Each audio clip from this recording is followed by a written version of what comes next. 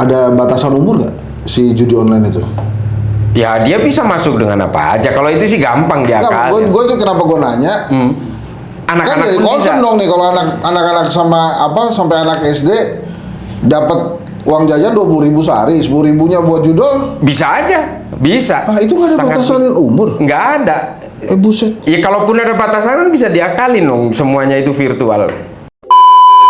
Ketika berbicara tentang kegiatan ilegal, itu biasanya orang nudingnya itu penegak hukum. Jadi mata tombak masyarakat tuh selalu, wah ini backingnya polisi, backingnya polisi, backingnya polisi. Nah, saatnya ini Polri harus membuktikan bahwa ternyata backing dari judi online ini bukan polisi, tapi justru orang-orang di Kominfo. Makanya menurut saya jangan ragu, kalau memang ini nyentuh ke menteri, tangkap menterinya.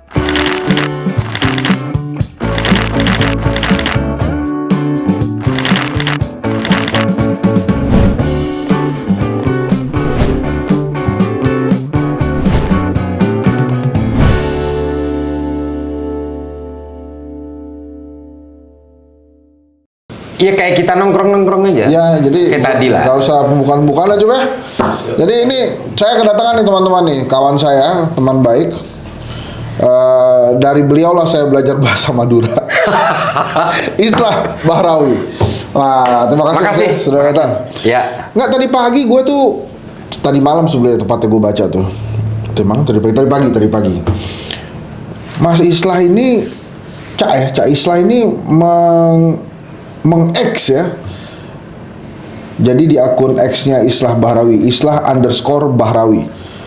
Dia nulis nih, sekedar saran kepada anggota Polri dimanapun, hindari berfoto di dalam ruangan kantor Polri dengan lambang Tribrata atau simbol Polri lainnya. Biasanya kalau jenderal ada bendera bintangnya Iya. Simbol Polri lainnya dengan siapapun, terutama dengan mereka yang memiliki potensi pelanggaran hukum. Ini gimana caranya? Memiliki potensi pelanggaran hukum. Ini demi menjaga institusi Anda dari konotasi negatif jika ternyata Anda pernah berpose dengan pelanggar hukum. Apalagi foto-foto sejenis itu seringkali dijadikan komoditi untuk mengintimidasi orang lain atau mengklaim kedekatan dengan perwira Polri demi tujuan yang tidak baik. Sekedar saran saja. Mudah-mudahan Bapak, nah ini di mention Pak Listio Sigit nih Kapolri, @Listio Sigit P mengamini usulan ini. Rastra Sewa Kotama. Apa artinya nih? Berbakti untuk bangsa dan Berbakti negara. untuk bangsa dan negara. Ini kenapa tiba-tiba Cak Islah nulis ini di X ini? Ya karena saya melihat banyak begini loh. Setelah orang itu terungkap melakukan kejahatan, ternyata jejak digitalnya banyak dia foto-foto tuh.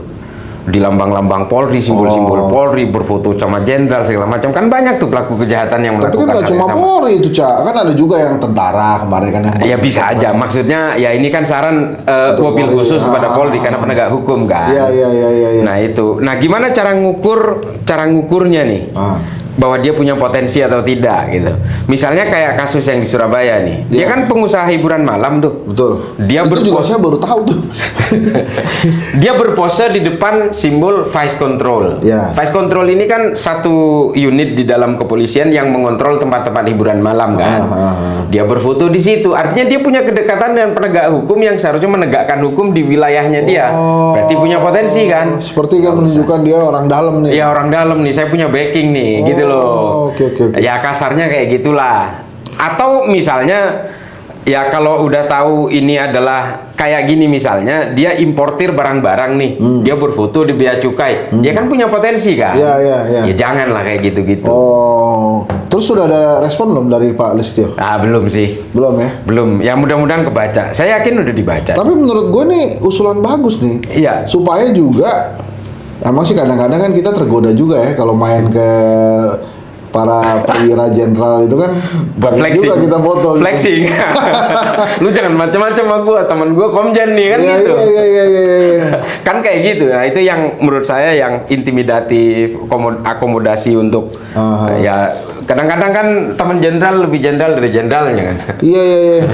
Tapi ini lo lakukan memang demi institusi Polri atau demi apa nih sebetulnya nih? Ya kalau saya sih konteks dalam penegak hukum ya. Ya, mungkin bisa juga di-cloning ke kejaksaan atau penegak hukum yang lain. Oh. Ya karena concern aja. Kasus di Surabaya itu memberi pelajaran, dan beberapa kasus sebelumnya kan banyak pelaku kriminal yang justru dia memamerkan foto-foto dia dengan penegak hukum gitu. Nah, tapi kan lu tuh kelihatan ngerti banget gitu. Gue sempet nonton ILC tuh waktu itu kan, dan pemaparan lo keren banget tuh tentang judi online tuh. Iya. Itu kan ini baru aja nih teman-teman, saya minta teman-teman di studio ini di kedai kopi nonton film Nomor Bets. Wah, itu film yang keren di tuh. Netflix tuh ya. Iya. Itu ini sekalian gue nanya-nanya, dan waktu itu banyak banget hal-hal tentang judi online ini Mas Islah ngerti banget nih. Itu yang terjadi ini gue ceritain sedikit Nomor Bets. Nomor Bets itu ada film di Netflix, dan gue bukan humasnya Nomor Bets ya, dan bukan humasnya Netflix, tapi menurut gue itu film membuka mata kita bahwa dalam industri judi online, pekerja judi online-nya atau karyawan judi online-nya dengan pemain judi online-nya itu sama-sama sengsara. Iya. Dan sama-sama bisa meregang nyawa. Gitu kan? Betul. Diawali dengan misalnya nih perekrutan pekerja judi online-nya ini ada ahli IT. Dia seolah-olah ditawarin bekerja di sebuah negara, perusahaan besar dengan gaji berlimpah gitu ya. Terus ada model-model juga ya yang nggak berkembang di daerahnya, kemudian direkrut gitu. Terus ternyata sampai sana bekerja di judi online, jadi operator judi online yang kehidupannya mirip narapidana ya. Ya itu kira-kira nonton. Nah itu kira-kira waktu Cak Islah bicara di acaranya Bang Karni itu tentang judi online dan menyebut angka-angka yang luar biasa, emang sudah sebesar itu? Ya kalau kita sih sebenarnya karena peduli aja. Saya kebetulan 2 bulan yang lalu kan ke Inggris. Saya ngobrol dengan banyak orang di sana, dengan akademisi di sana. Ternyata ekonomi Inggris itu terpuruk karena judi online. Oh ya? Ya. Padahal mereka kan setiap pertandingan bola tuh ya, itu ada bets-nya tuh, memang ada taruhannya tuh. Itu legal, di Inggris legal. Itu legal. Ya, balapan kuda itu legal. Ya, dan ada pajaknya. Negara diuntungkan. Itu di dekat stasiun kereta ada tuh. Iya. Di Union Station tuh kalau nggak salah ada tuh. Banyak lah. Tapi itu nggak apa-apa, William segala macam kalau nggak salah. Iya. Itu legal. Legal. Nah yang bikin terpuruk ini yang mana? Yang judi online yang datangnya dari Asia nih.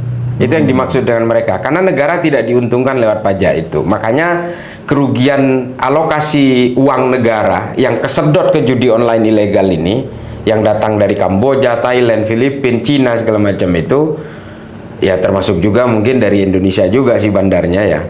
Masuk ke sana itu kurang lebih 26 triliun 1 tahun. Ada bandar dari Indonesia? Nah, adalah. Oh, gitu. Ya buktinya udah ditangkap. Oh iya. Jadi kalau kita mau bicara judi online nih, Mas Hen, pengungkapan di Kominfo itu berawal dari penangkapan bandar di Medan. Bandar judi online.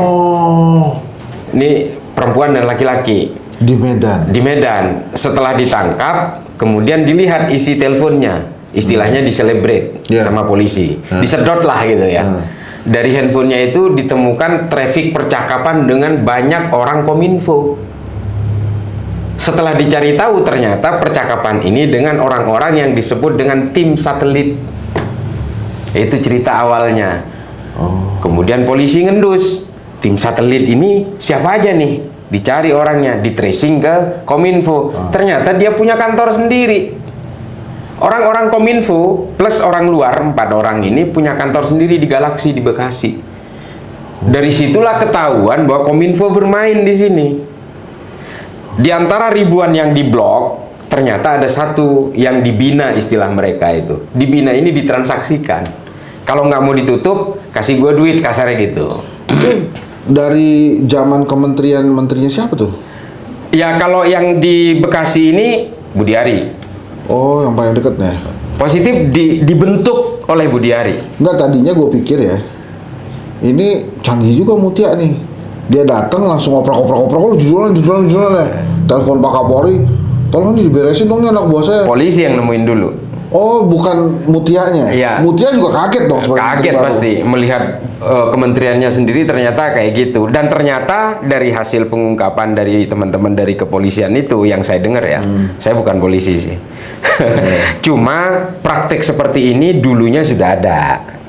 Cuma tidak seperti hari ini. Kan tapi kan katanya diberantas sudah ribuan situs diberantas, udah ketawa-ketawa. Iya. Emang begitu. Memang begitu. Ngomong-ngomong. Dan yang diblokir situsnya, bukan internet protokolnya, bukan IP address-nya. Nah ini gua awam nih. Jadi gimana tuh maksudnya? Situsnya diblok tapi bukan IP-nya, jadi gimana tuh? Jadi selama ini yang diblokir oleh mereka itu situsnya.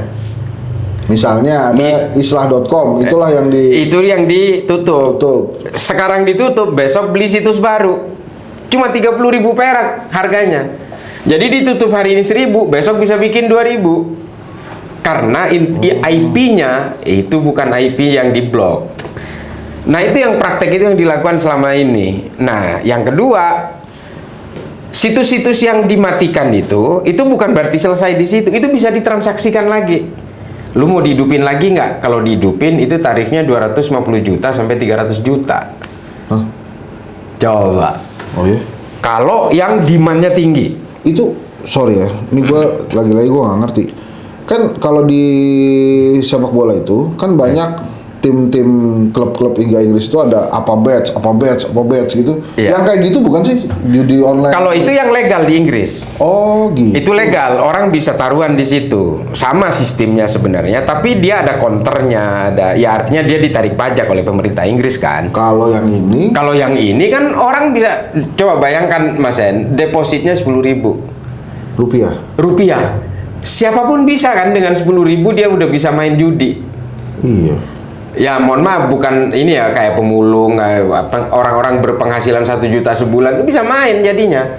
Nah ini yang bahaya tuh, di pojokan main. Tuh saudara. Anak lo SD.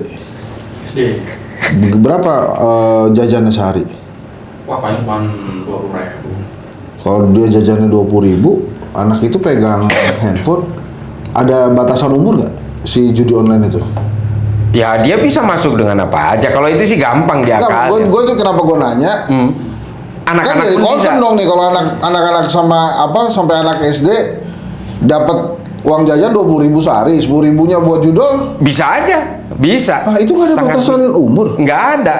Buset. Ya kalaupun ada batasan kan bisa diakalin dong, semuanya itu virtual. Coba, Tuh. bahaya banget tuh. Makanya pemerintah Inggris itu hari ini berusaha memberantas itu tuh. Karena 53 totalnya itu 53 plus 26 kan. Hampir 80 triliun per bulan yang dirugikan negara dengan itu.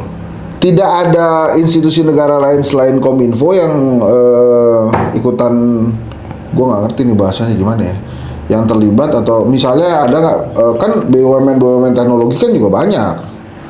Ya tapi garda terdepannya kan tetap Kominfo yang punya job desk seperti itu kan hanya Kominfo kan.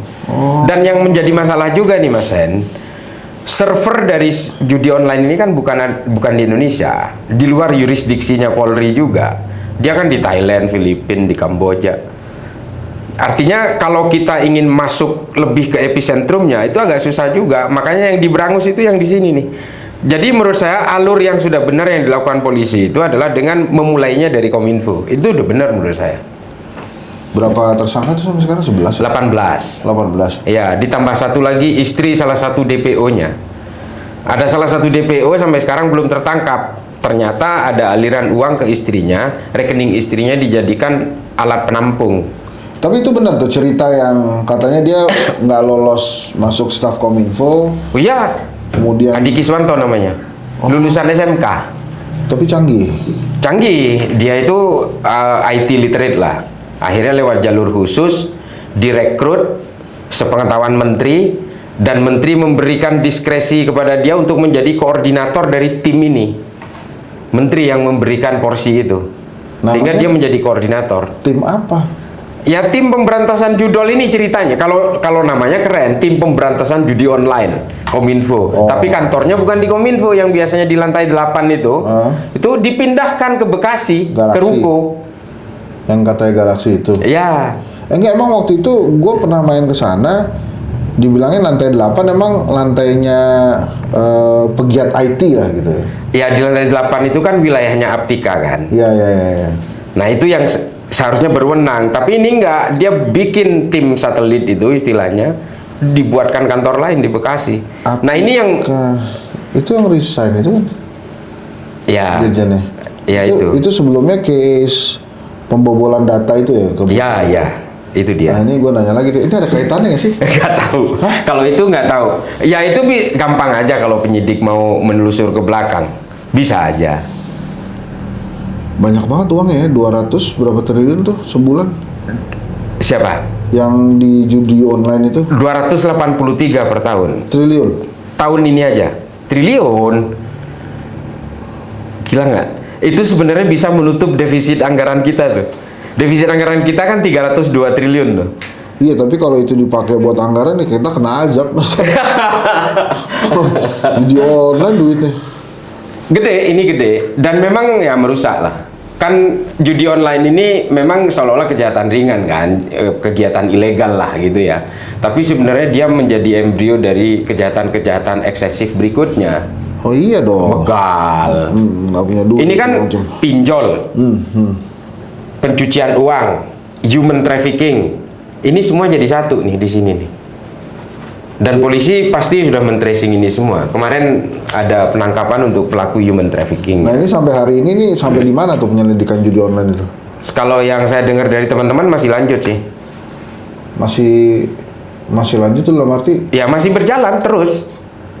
Ya kalau saya berharap ya sampai ke pucuknya, sampai ke menterinya. Saya berharap loh ya. Karena mau nggak mungkin lah ada satu tim, ada 4 orang luar, sisanya ASN orang Kominfo, tiba-tiba dia membuat aturan sendiri, ngacak-ngacak sendiri, nomenklatur segala macam, terus dia tanpa sepengetahuan menteri. Saya nggak yakin. Dan itu katanya petantang-petenteng di kantor. Hedon, petentang-petenteng, baca cuitan saya. Iya. Petantang-petenteng, orang Kominfo sendiri, ASN di dalam itu juga nggak nyaman dengan mereka ini. Oh. Gaya-gayanya udah hedon semua. Dan Mas Hen, dari tersangka yang ditangkap 16 awal itu, Richard Mille-nya ada 2. Itu miliaran tuh jam tangan tuh. Saya nggak pakai jam, pemirsa. Saya pakai. Itu dicat juga. Enggak, ini saya beli 5 tahun yang lalu. Oh, 4 juta juga Kayak yang itu. 4 juta. Ini KW ini. Richard Mille 2. Richard Mille, ada Audi Mars PJ, ada Rolex, banyak banget. Dan salah satu pelakunya itu tiap bulan umroh. Coba. Ketawa. Dan uang cash 73 miliar. Jadi buat teman-teman yang masih pakai Alba, NQ itu, Ya, berbanggalah. yang penting kan kita halal ya. Itu dia. Terus, tapi masa menterinya berani ngelakuin itu? Dia kan ada atasannya segala macam. Ya, saya nggak tahu lah. Tapi kan banyak orang yang ya udahlah, perilaku kayak begini kan banyak sekali faktor artifisial yang ditampilkan. Kita nggak tahu lah itu. Kan tegas sekali dia. Ada beberapa pesan suara yang beredar belakangan ini. Wah, Tuhan nggak tidur segala macam. Iya, kalau dia nggak tidur terus kemudian dia dicokok. Oh iya ya, Tuhan nggak tidur. Ya kita nggak tahu. Paling tidak menurut saya sudah terjadi pelanggaran dari menteri itu terkait regulasi, aturan internal di Kominfo. Paling tidak dia sudah bersalah tuh dengan memberikan ruang kepada orang luar dan orang dalam untuk membuat tim sendiri. Itu kan melanggar aturan kementerian kan. Itu duitnya dipakai buat apa? Dibalikin ke negara atau dipakai? Kalau yang disita polisi. Nah, misalnya nih. Udahlah, ini gue sama-sama tahu, ntar yang penting kan itu balik ke negara gitu. Jadi pemasukan buat negara nggak gitu ya? Itu tadi sih kita diajak ya kalau ada judi online dipakai buat negara tuh. Ya tapi kalau sitaan buat negara pasti itu. Yang disita polisi itu pasti atas perintah pengadilan, itu pasti diserahkan ke negara. Kayak duitnya Zarofikar kemarin. Zarofikar. Itu kan pasti harusnya dibalikin ke negara. 1 triliun di rumah lu, men. Gila ya. Aduh, itu greedy banget. Tuh manusia, keserakan manusia itu di situ loh. Ini tuh gue bilang, gue ngomong sama Ucup tuh. Itu kalau punya 1 triliun di rumah, Lo cuci mobil berapa kali sehari? Seminggu. Seminggu sekali lah. Nah, ya seminggu sekali. Kalau Zaro Richard, aduh bos, gue mau ganti mobil nih, kenapa ya? Di kotor banget men, kemarin habis hujan ganti. Itu juga kemana tuh si Zaro Richard tuh ya?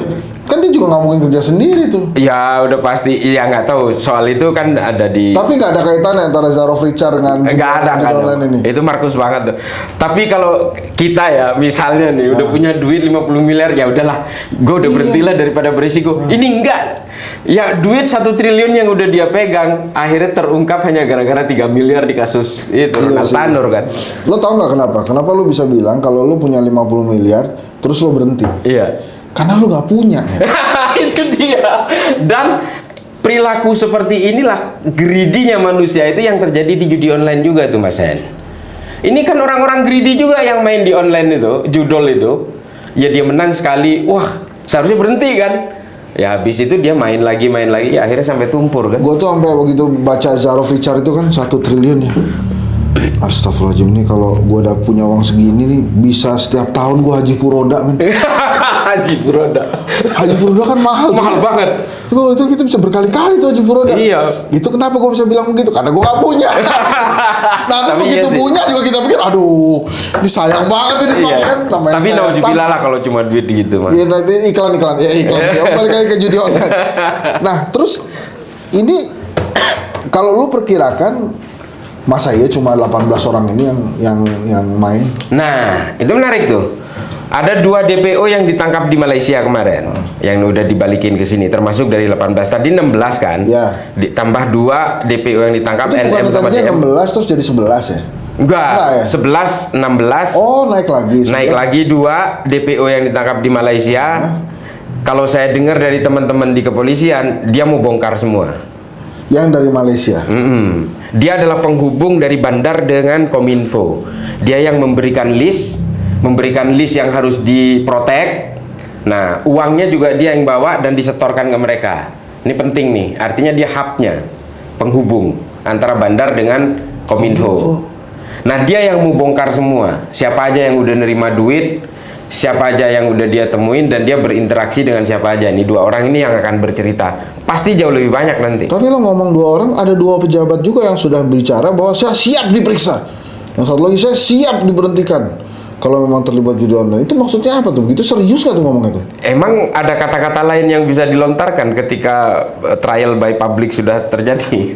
Ya, nggak ada lagi kan? Ya mohon maaf saya hilaf kan bisa begitu. Oh iya, itu mah. Ini ada tuntutan saya bekerja dalam keadaan tertekan, misalnya begitu-gitu kan. Kalau kayak gitu besoknya langsung diborgol sama polisi. Udah pasti siap diperiksa gitu. Giliran diperiksa sama penyidik serimpet dia plong-plong ini jawabannya. Pak Prabowo tahu nggak kalau ternyata ada di Kominfo itu begitu? Harusnya tahu sih. Baru tahu kali ya? Ya Mbak Mutia kan udah laporan kan soal kasus ini. Iya. Udah laporan ke Pak Prabowo sebelum Pak Prabowo ke Luar Solo. negeri. Oh, ke Solo. Ke Merauke dulu. Mbak Mutia laporan, Pak Prabowo ke Merauke, habis itu ke Solo. Ini keceplosan saudara-saudara. Lu kan itu ada di berita kan? Ada di berita. Jadi Mbak Mutia ngomong ke Pak Prabowo sebelum Pak Prabowo ke Merauke dan ke Solo. Ya, Oh, jadi ke Solo tuh karena itu ya ternyata ya. nggak tahu. Hah? Nggak tahu.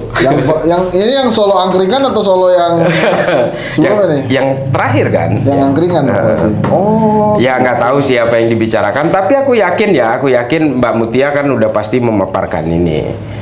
Ya meskipun ada satu yang saya sayangkan dari Mbak Mutia Hafid Apa? yang mengatakan tidak ada eselon 1, eselon 2 dari Kominfo yang terlibat gitu. Jangan dulu lah mengeluarkan pernyataan seperti itu. Itu mungkin besok dia tambahkan. Kecuali yang saya tidak tahu. Ya jangan, karena proses penyidikan ini masih berlangsung. Oh gitu. Itu impact-nya jelek banget ya buat negara ya si judi online itu ya. Sebenarnya kalau buat negara mungkin ya nggak begitu banyak lah dari sisi ini ya. Ingat nggak ada polwan yang ngebakar suaminya karena ikut Banyak. judi online itu? Saya baca tadi pagi dari Kapuspen TNI. Itu benar ya polwan yang ngebakar itu? Iya benar, Kasusnya di juga Mojokerto. benar. Suaminya kecanduan judol, sama istrinya dibakar, sama-sama polisi ini, sama istri. Oh, terus gimana tadi? Polri 4.000 yang menjadi korban judol, 4.000. korban tuh gini, yang Cak Islah sebut korban itu yang iseng-iseng aja atau yang aduh sampai mampus tuh jual-jual segala macam tuh. Ya kalau korban seharusnya kan ada rekod bahwa dia menjadi korban kan. Iya. Kalau enggak kan nggak mungkin polisi tentara tahu. Komandannya tahu tahu bahwa dia itu korban judol kan setelah ada laporan dari dia. Banyak utang lah atau apa kan. Kalau yang belum jadi korban masih asik tuh kan nggak bakal ketahuan juga. Artinya 4.000 itu yang sudah menjadi korban. Kan sempat ada kejadian tuh, salah satunya untuk mencegah judi online, ada polisi yang ngecek-ngecek HP tuh. Itu bener gak tuh caranya kayak gitu menurut Enggak sih. Harusnya gimana ya kita? Cara yang salah. Menurut saya ya memang harus dari bandar. Oke. Dan regulator yang seharusnya mengawasi, yang melakukan ini udah benar. Makanya saya bilang pengungkapan kasus di Kominfo ini alurnya udah benar nih. Karena nanti akan ditemukan koneksitas relasi antara bandar dengan regulator. Kalau si penyedia jaringan internet bisa kena nggak? Ya kalau komunikasinya. Kalau internet kan enggak. Ini posisinya kalau internet ini sama dengan payment gateway. Oke. Dulu itu orang main judi itu kan lewat rekening-rekening pribadi yang sebenarnya itu membajak identitas orang kan. Tapi setelah polisi nangkep pemilik rekening ini, ketahuanlah bahwa ternyata rekening ini sebenarnya hanya pinjam KTP lah, kurang lebih gitu. Akhirnya proses transaksi di judol ini dipindahkan ke payment gateway. Nah inilah yang menjadi dispensernya. Cash in cash outnya ada di payment gateway ini. Apakah payment gateway ini harus kita hukum misalnya, harus kita tangkap misalnya? Karena bukan hanya judol di payment gateway ini, kan e-commerce juga. Kita belanja di Shopee, di mana itu kan juga payment gateway kan. Artinya ini memang wilayah abu-abu yang susah memang untuk memilah apakah ini judol, tapi pihak payment gateway-nya harusnya tahu. Gitu. Ya ini kan terus kemudian kemana-mana kan ada selebritis yang sempat pernah mempromosikan judol terus dia ngomong ya gue nggak tahu kalau itu judol. Yang jadi wamen. Iya. Sampai kalah berani sama saya. Iya. Lo kan agak ada imunitasnya. Enggak. Mana ada manusia imunitas? Mana ada akademisi imunitas? Yang ada dilaporin terus akademisi tuh. Kemarin misalnya si ibu itu kan juga dia dilaporin sama orang tuanya. Enggak. Ya terus kan kemudian ada si sad bor itu yang kemudian jadi happy bor. Itu kan juga ya itu sih emang kasihan juga tuh sad bor tuh. Udah dilepaskan. Udah dilepaskan makanya dia jadi happy bor. Duta anti judol. Itu kira-kira ada yang lapor ke Mas Wapres gak ya tentang judol tuh? Ditangkapi nggak? Mas Wapres kan bikin lapor Mas Wapres tuh yang 50 aduan aja satu hari ya lumayan lah jam 2 tutup. Ditangkapi nggak? Kemarin aja udah di luar pagar udah ratusan orang tuh kecewa tuh. Karena nggak boleh masuk. Iya. Atau memang mungkin ada juga yang orang menganggap lah ini cuma gimmick politik, nggak bakal ada mitigasi juga. Tapi lincah tuh Mas Wapres ya. Ya. Lincah loh bos dia. Maksud gua ya. Minimal ya dia punya strategi media tuh lebih keren dari Pak Ma'ruf lah. Kalau Pak Ma'ruf tuh dulu saya nggak tahu kegiatannya apa karena mungkin jarang sekali diberitakan.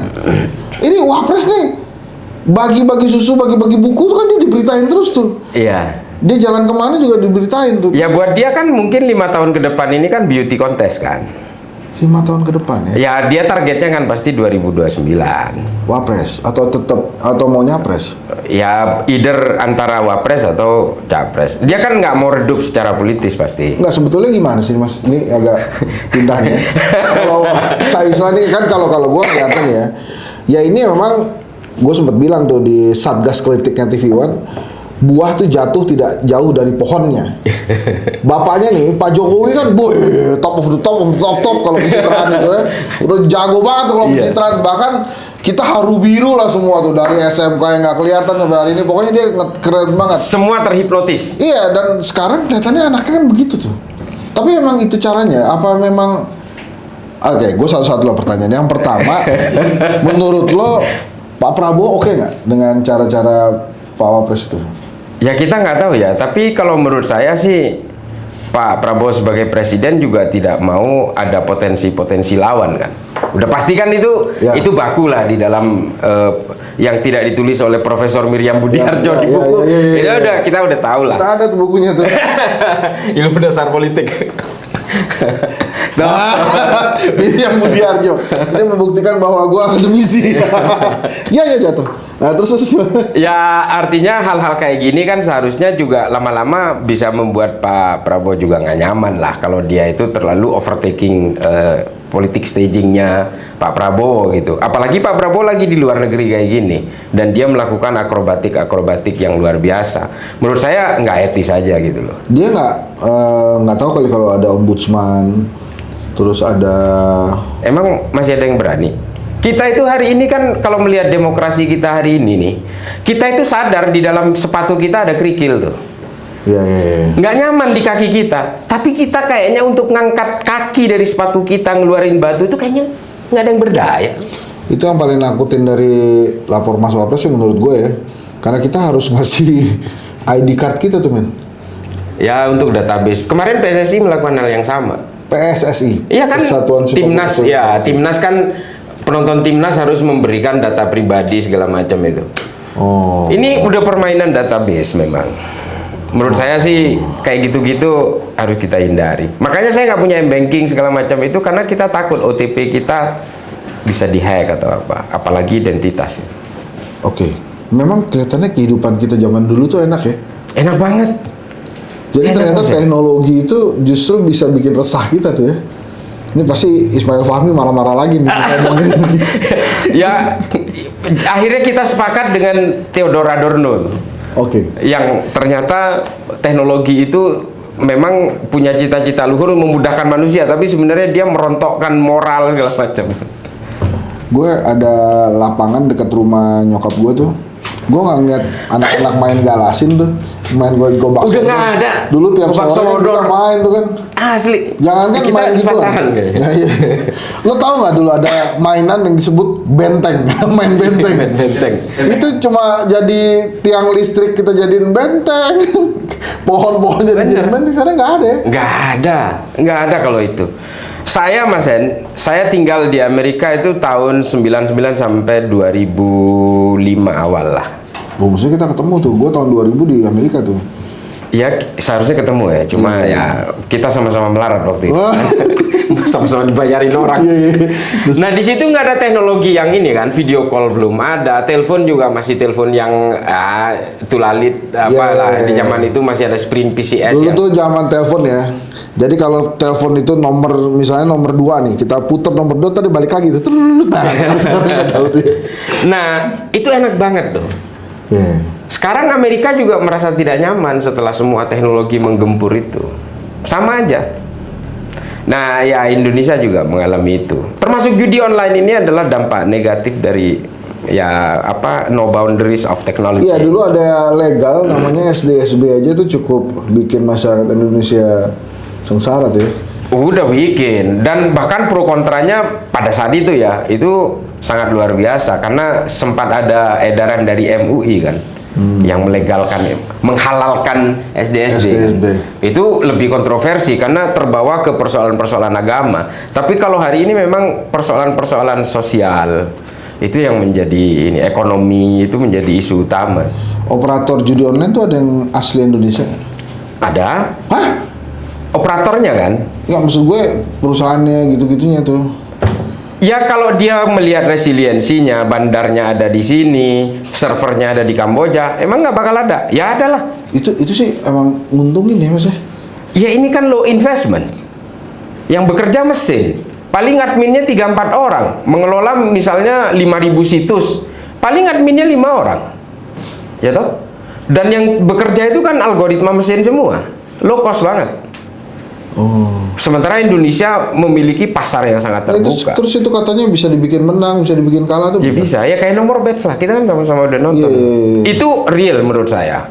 Nomor bet tuh real. Nomor bets itu real. Yang dibuat oleh pemerintah Cina. Artinya ya ada sisi positif lah di situ. Dan kalau kesaksian orang-orang Indonesia yang jadi korban human trafficking yang dibawa ke Kamboja, memang betul seperti itu kan. Ada mbak-mbak yang bercerita itu masih bisa itu banyak di media Iya, itu. iya. Bahwa dia disiksa segala macam. Dan ada satu kejadian si model ini berhasil lari dari campnya judi online, Iya. lapor ke polisi, justru dia ditangkap polisi. Justru ditangkap sama polisinya. Dibalikin. Iya, karena sudah sedemikian rumitnya di Kamboja ya, terutama di Kamboja karena legal kan di sana kan. Ya. Mau diapain coba? Lu bayanginnya dia ngelapor ke polisi, yang polisinya, bos ini ada orang lu tolong diambil, langsung ditutup di kerangkeng ya. Waduh. Itu dia. Nah, oke, sekarang balik ke yang tadi itu, ini kira-kira yang sekarang ini yang melibatkan Kominfo ini selesainya itu ada di mana tuh kira-kira? Ini kan kita ada ya dugaan-dugaan nih kalau ada sebuah kasus besar dibikin lama ntar kemudian tenggelam sendiri selesai gitu. Atau gimana nih? Ada keseriusan dari Kapolri untuk Ya menurut saya kalau itunya Mas Hen, polisi sendiri kan melakukan press release. Hampir setiap 2 hari 3 hari melaporkan perkembangan ke masyarakat. Artinya Polri juga tidak mau isu ini menjadi tenggelam kan. Itu kenapa Kapolri waktu itu tiba-tiba saya siap diberhentikan kalau terlibat? Emang ada yang nuduh dia? Enggak, tuh perasaan masa Ya mungkin itu pernyataan Kapolri untuk menunjukkan keseriusan bahwa ini nggak main-main gitulah. Ya artinya kasus pengungkapan judi online di Kominfo ini seserius itu gitu. Akankah ada boneka yang dikorbankan? Misalnya siapa nih namanya yang ketangkep tuh yang 73M di rumah 73 apa? 50 50M di rumah adiknya. Tersangka ZA alias Tony. Tony itu? Itu 50 miliar ditemukan di rumahnya di rumah adiknya ketika ditangkap. Ya seharusnya kalau dia mau bersuara nih, ini bisa naik sih, bisa ke atas lagi. Kalau saya berharap ini tuntas, setidaknya ini di pemangku keputusan. Sampai level menteri? Menteri lah. Menteri. Jadi itu juga buat pengingat Menteri Kominfo yang lain kan? Iya, untuk menjadi awareness-nya juga. Karena kalau saya dengar dari kepolisian juga sih, ya tersangka-tersangka ini kan udah mulai buka-buka suara juga kan. Itu easy money banget berarti ya? Sangat. Ya kalau di tataran mereka ya, yang regulator yang justru hengki-pengki dengan bandar itu, dia memang seolah-olah tidak peduli amat dengan kesengsaraan orang lain kan. Gue mencoba untuk menalar itu uang kan nggak mungkin masuk ke bank negara Indonesia kan, maksudnya nggak mungkin masuk di bank-bank yang ada di Indonesia kan. Uangnya kan pasti larinya ke luar negeri dong bos. Ya, pasti. Terus masuk lagi ke Indonesianya lewat mana kan kagak mungkin ditransfer juga. Ya itulah perputaran dari pencucian uang yang akan dilihat nanti. Pasti ada alurnya. Cash berarti. Iya, PPATK bisa mengendus 283 triliun itu kan artinya sirkulasi uangnya kan di Indonesia. Kalau kemudian output dari sirkulasi ini berbentuk apa, apakah nanti dia lompat ke Kamboja, lompat ke Singapura, ke rekening bank di Singapura, atau bank penampungnya itu di Singapura, ya itu kan nanti pasti proses penyidikan. Cuma satu Mas Hen, hambatan polisi itu kan kerahasiaan bank juga. Iya. Itu berat tuh. Ya makanya kalau kemudian banyak orang, bandar besarnya dong yang dihajar misalnya. Mereka nggak tahu bahwa polisi juga punya obstacle tuh, punya hambatan-hambatan yuridis lah gitu. Misalnya ada tim yang dibuat oleh Mabes Polri di Kominfo sebenarnya. Ada DES yang license officer Polri di sana. Cuma kalau penegak hukum ingin melakukan penutupan situs, itu kan harus ada aktus reanya dulu. Iya. Ya kan? Baru dia mengajukan pemblokiran. Birokrasinya panjang lah. Nah, Kominfo ini, tim dari Kominfo ini kan seharusnya nggak perlu birokrasi. Tinggal tutup. Sehari 2000 misalnya, nggak perlu ada proses birokrasi. Karena dia bukan penegak hukum kan, dia adalah prevention, pencegah kan. Iya, yang di film Nomor Batch itu juga kalau gua nggak salah, yang terbongkar akhirnya human traffickingnya. Iya. Dan itu hanya satu operator aja. Iya. Justru atasan dari operatornya itu dia nggak pernah ketahuan siapa gitu ya. Iya. Dan nggak pernah ketangkap juga di film itu kan. Exactly. Benar. Justru yang kita lihat itu di operatornya yang bagaimana dia menyelamatkan diri dan teman-temannya gitu kan. Iya. Sempet juga kan dia menuduh ada pengkhianatan segala macam, tapi ternyata enggak. Dan mereka memang saling menjaga ya. Iya, dan bandar-bandar besar ini yang berdomisili di Kamboja, meskipun orang Indonesia misalnya, dia di sana memiliki impunitas. Jadi boleh nggak gue ngomong gini, kalau buat orang-orang yang sudah masuk ke dalam permainan judi online itu, Anda itu tidak akan pernah mendapatkan yang Anda impikan. Misalnya lu punya 10.000 ngarepin 1 juta, nggak mungkin. Bisa begitu nggak? Bisa aja, bahkan kan ada dialog tuh di dalam, entah di scene yang berapa itu di Nomor Batch itu. Anda akan betul-betul menang dalam judi online ini kalau Anda main sekali, menang dan terus berhenti. Nah, itu baru pemenang tuh. Dan tidak diulang lagi. Dan tidak diulang lagi, udah selesai, that's it. Satu kali menang, udah selesai. Oke nih, buat lo yang nggak bisa mengakses Netflix tuh gini, di dalam nomor batch itu bahkan si pemain itu diberikan bocoran kemenangan ya. Iya. Jadi dikasih tahu dia menang ini, terus dia menang, Iya. gitu kan, terus dia ikut lagi, baru diacak kalah. Baru, karena dibuat addicted dulu kan, ketergantungan dulu. Jadi itu ya, lo jangan coba-coba main judi online, nggak mungkin tajir lo. Kalau mau tajir, ya kerja lah. Kerja. Judi online ini betul-betul memanfaatkan keserakahan manusia itu. Pak saya kerja pak, tapi hasilnya buat judi online deh. Sama juga gitu. Nggak boleh juga. Nggak boleh juga. Nggak boleh juga. 10.000. Ini terintegrasi dengan pinjol.